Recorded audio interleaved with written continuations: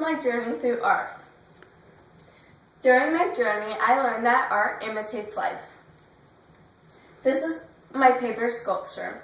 I use simple tools to create art. I used my simple tools to create the dimension. My simple tools were a white paper cut into shapes, then pasted on a separate piece of paper. This is my energy project. Unlike implied lines, here it was important to fill the space, to draw the eyes to the artwork. Something I could have done better is use my patience.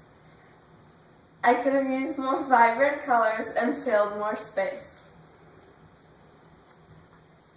This is my Art and Wine Festival project. I learned that you can take two very different things, like art and wine, and create beautiful artwork.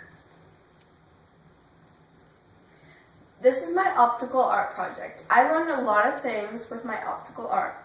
I learned that sometimes what you draw is as important as what you don't draw. You can see this in the implied lines. The space and color changes between the straight and curved lines, guiding the eyes to see the hand popping out at you. Also, the darker part of the hand gives dimension.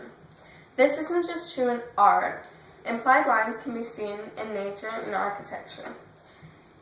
The technique of making a hand darker color is a technique similar to the shading on Katie's face that made her portrait more dimensional than my self-portrait.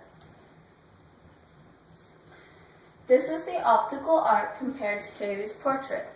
The portrait took the most patience to perfect. In life, patience and determination produce better results. As you can see with the optical art, if I had taken more time to evenly space it, it would have turned out much better. This is Katie's portrait next to my self-portrait.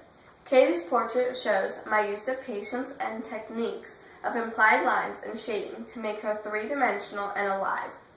Unlike my self-portrait, which is very flat, Katie's has depth by the use of shading, like the darker color in the optical art hand, that creates the illusion that her nose and chin are three-dimensional. So, patience, technique, and creativity leads to beautiful artwork and life lessons. That is how art imitates life. So Georgia, was this art class what you expected? So I took some art classes at Michael's, and they told me exactly what to paint and how to paint it. So that's what I was expecting when I got into art. But really what happened was that you had to use your creativity and imagination to understand what exactly you were supposed to take away from this art piece. The end.